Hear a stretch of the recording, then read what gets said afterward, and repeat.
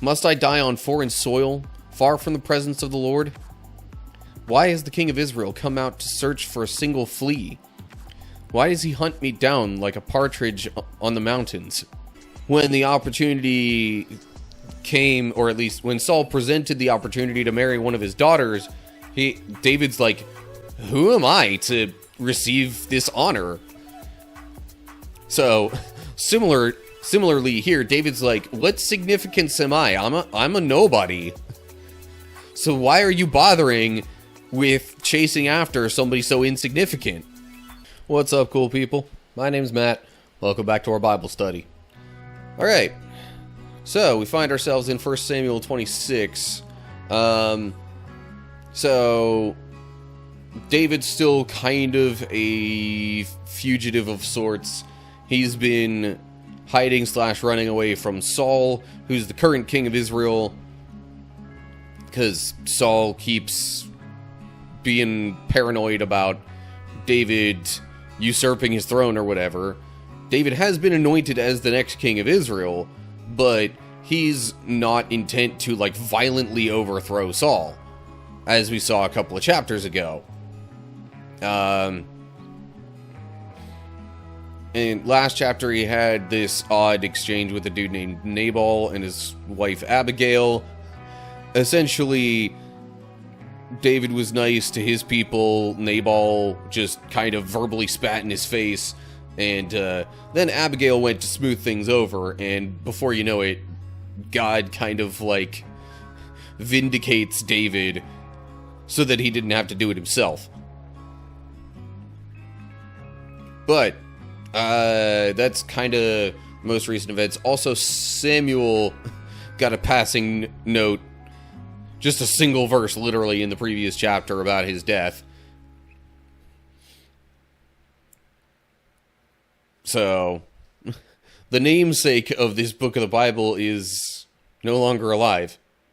But anyway, so yeah. Meanwhile, Saul, at least as of about 2 chapters ago, had to fight the Philistines because they were raiding Israel. But I think that's all the context out of the way for what's going on here. So, let's hop in. 1 Samuel 26. Now some men from Ziph came to Saul at Gibeah to tell him, David is hiding on the hill of Hachilah, which overlooks Jeshimon. So Saul took 3,000 of Israel's elite troops and went to hunt him down in the wilderness of Ziph. Saul camped along the road beside the hill of Hachilah, near Jeshimon, where David was hiding. When David learned that Saul had come after him into the wilderness, he sent out spies to verify the report of Saul's arrival. Okay, hang on. This actually sounds a little bit like we've backtracked to me, because a couple of chapters ago it was mentioning David being in Ziph. I mean, unless he came back around to Ziph again, I don't know. If you're a fugitive, which is kind of the life that David is currently living, if you're, constantly on the move trying to avoid capture, then sometimes you do end up circling back around to certain places. Especially if you want to make sure that you don't go too far into unfamiliar territory all at once. So, maybe this sounds very familiar, though. David being in Ziph and Saul taking 3,000 elite troops with him.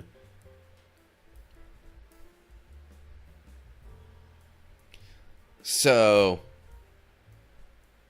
either this is actually a retelling of the prior event, and this is just added detail, or this is actually as it kind of implies here with the section heading title thing, that this is actually a second time, just very similar circumstances. I don't know. But, anyway, let's read on and see what else we learn about this particular instance. So David sent out some spies when he heard about Saul trying to come after him. Then we get to verse 5. David slipped over to Saul's camp one night to look around. Saul and Abner, son of Ner, commander of his army, were sleeping inside a ring formed by the slumbering warriors. "Who will volunteer to go in there with me?" David asked Ahimelech the Hittite and Abishai, son of Zeruiah, Joab's brother. "I'll go with you," Abishai replied. So David and Abishai went right into Saul's camp and found him asleep, with his spear stuck in the ground beside his head. Abner and the soldiers were lying asleep around him. Who's supposed to be on the night watch? Because they're not doing their job very well. Or maybe they just, scouted out the guard and snuck their way in. Kind of like you might see in a Metal Gear Solid game or any other stealth game to that effect. But in any case, they sneak their way in and find Saul and a bunch of his men asleep. So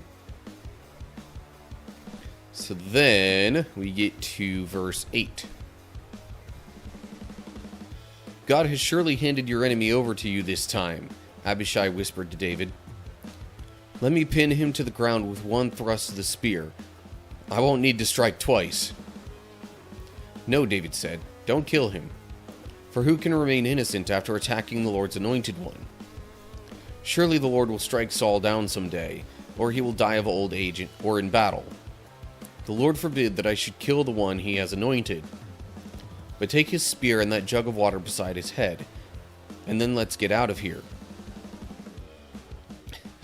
So, similar to the previous instance in the cave, where Saul was in a vulnerable spot, David had a perfect chance to kill him. But David's like, no. Saul is the Lord's anointed king. It wouldn't feel right to kill him.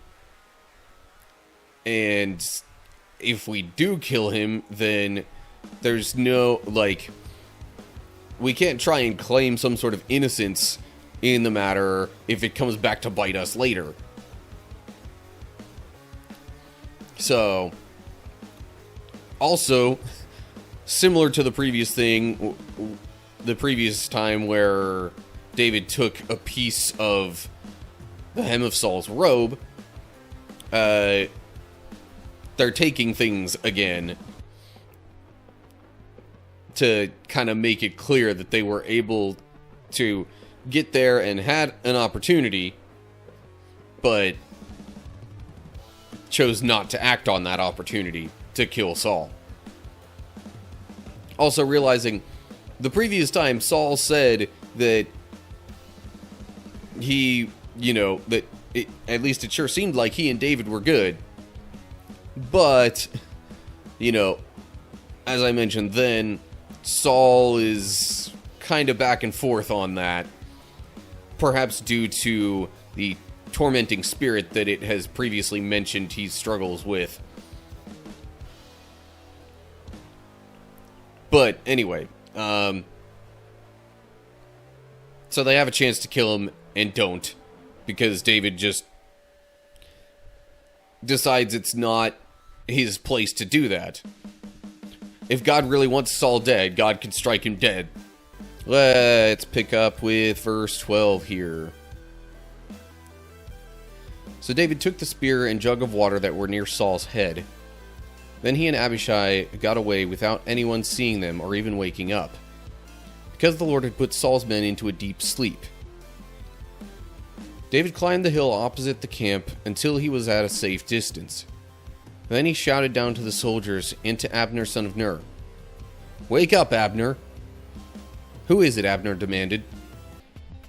David had his chance to kill Saul. He decided not to, instead taking the spear that was by his head and a jug of water, and they sneak away right as they get basically outside of reasonable reach, David shouts out to the people in the camp, especially to Abner, and tells him to wake up. Probably because he's got a message for them. Well, Abner specifically.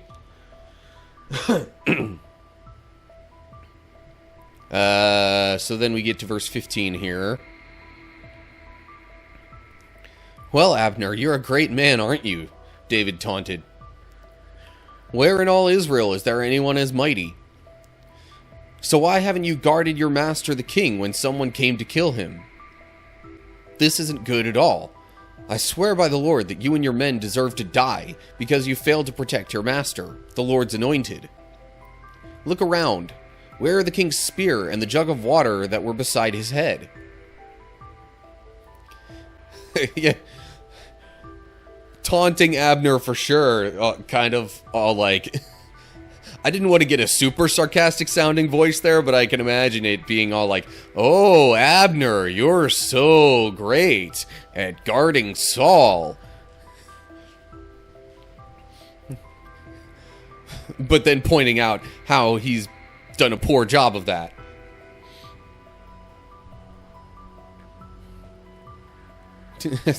So, yeah, not a good look on Abner, but also like... Okay, David, way to send a message there. Anyway, so after David's taunting of Abner here, we get to verse 17. Saul recognized David's voice and called out, "Is that you, my son David?" And David replied, "Yes, my lord the king." "Why are you chasing me? What have I done? What is my crime? But now let my lord the king listen to his servant. If the Lord has stirred you up against me, then let him accept my offering. But if this is simply a human scheme, then may those involved be cursed by the Lord. For they have driven me from my home, so I can no longer live among the Lord's people. And they have said, 'Go worship pagan gods.' Must I die on foreign soil, far from the presence of the Lord? Why has the king of Israel come out to search for a single flea? Why does he hunt me down like a partridge on the mountains?"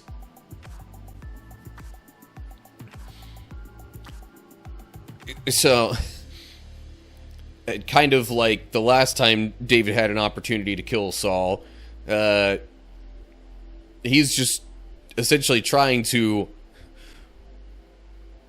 convince Saul to stop chasing after him. He's refusing to kill Saul, but he wants Saul to stop chasing him. Seems like it worked for a little while before, but clearly not, super long term. So now he's got this opportunity again, and again he's like, Why? What have I done? Can you stop chasing after me? There's no good reason for this. This has left me in a pretty bad spot, because I'm wandering around in foreign lands. I have people, treating me like an outcast and a fugitive, saying that, I'm not one of Israel's people. At least I'm implying that by him using the phrases, go worship pagan gods, treating him like an outsider who doesn't actually, believe in or worship the Lord. And like, I could kind of see, almost similar to, the modern political climate in America, I could kind of see the people who are like super loyal to Saul treating David as such and thinking of him in this way, because like, oh, he's the opposition, he has it out for Saul, we want Saul to be the king, not David. And yeah, very, very reminiscent of the current Republican versus Democrat debate going on in the US, which, speaking of debates, there was a presidential debate just yesterday as of this recording.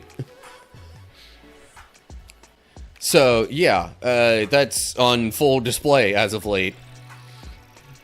But anyway, it seems almost like at this point, the part that's distressing him as much as anything else is feeling like he is separated from the Lord, or at least, the physical place where he's supposed to be. Because, again, like, they had the Ark of the Covenant back then, and like, the tabernacle, the Holy of Holies, and all that kind of stuff, where that was supposed to mark God's physical presence in Israel. And David is far away from that, living as a fugitive. And then he points to his relative insignificance, as he did even while he was still, right there with Saul serving him. Like, when the opportunity came, or at least when Saul presented the opportunity to marry one of his daughters, David's like, who am I to receive this honor? So, similarly here, David's like, what significance am I? I'm a nobody. So why are you bothering with chasing after somebody so insignificant? But anyway, after all this talk from David and trying to convince Saul to stop chasing after him, then we get to verse 21. Then Saul confessed, I have sinned. Come back home, my son, and I will no longer try to harm you, for you valued my life today. I have been a fool and very, very wrong. Here is your spear, O king, David replied. Let one of your young men come over and get it. The Lord gives his own reward for doing good and for being loyal, and I refuse to kill you even when the Lord placed you in my power, for you are the Lord's anointed one. Now may the Lord value my life, even as I have valued yours today. May he rescue me from all my troubles. And Saul said to David, Blessings on you, my son David. You will do many heroic deeds, and you will surely succeed. Then David went away, and Saul returned home. So, also similar to the last time David had a chance to kill Saul like this, when all's said and done, it seems like Saul and David have kind of made up, like they're good with each other after all this. David even goes as far as, offering Saul's spear back, suggesting that one of his servants come and get it, so there's no room for him to just suddenly be like, aha, I tricked you, and stab him with his own spear or anything like that.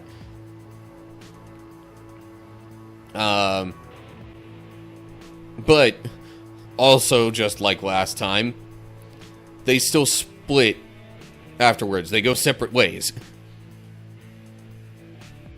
So, especially with Saul coming after David again, after the previous instance like this, where it seemed like they were on good terms, I totally get David not wanting to just be like, okay, let me go back home now, and kind of not trusting Saul in that way. But yeah, so once again, we have David not taking matters into his own hands, because, he feels like it's just not right. And similarly, I would say, if we ever encounter any situations where it seems like we have a really good chance to act on something, but maybe not do it in the right way, maybe we should think twice about that, because as often as it might be argued that, we miss out on God's plans for not acting sometimes, you know, at least in the short term, I should say, for that kind of situation, because eventually God's plans will prevail. That's one big lesson to take away from this, is that, you know, we should trust that God's plans will eventually prevail. But in the short term, we don't need to make things happen just because it seems like there's a good opportunity. If we're gonna do something in a way that doesn't seem right, that can, in the short term, sort of mess up the plan just as much as not acting when we should. There's like kind of a fine balance there.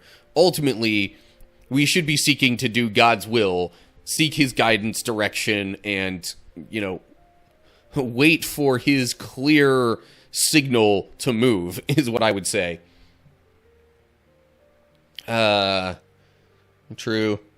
Sometimes slow down and pause or silence is also part of God's plan. Yeah. Like, there's no, like, you know, life experience 100% guaranteed rule for all this, other than just, like, pray about it, seek God, and make sure as much as possible you're in line with his will and his timing. But that's all I got for this chapter. Okay, so we've got another time when David has a chance to kill Saul and doesn't. And, yeah, the details are distinct enough that it's totally a different incident. And I'm pretty sure, after looking into it a little bit, that it was definitely after the previous time that David had a chance to kill Saul. But there's not 100%, you know, like, there's not enough context given to be 100% sure that it's the most recent event in the timeline. But, yeah, because the previous thing happened, and then after that, he, there was a whole thing at Keilah and Ziph, and seemingly after that happens is when this whole event occurs. But anyway, so again, things seem okay, but again, Saul and David go separate ways after the exchange. So we'll see whether or not things are actually okay between them as we progress. But we are getting a little closer to the end of the book, so maybe we'll get a resolution to that before too long. Anyway, so, as always, like and share if you enjoyed the video, subscribe to the channel, and click the bell if you're on YouTube to get updates when I post new videos. If you're seeing this anywhere else, give me a follow or whatever you gotta do for that platform. Make sure you look down in the description for info on other social media pages and where to find and follow my activity and all that kind of stuff. And, of course, leave comments down below that with any thoughts you have. So that'll do it for now. Hope you're all doing well. Hopefully I'll see you soon for another video. But whatever the case is, till next time, stay cool, people.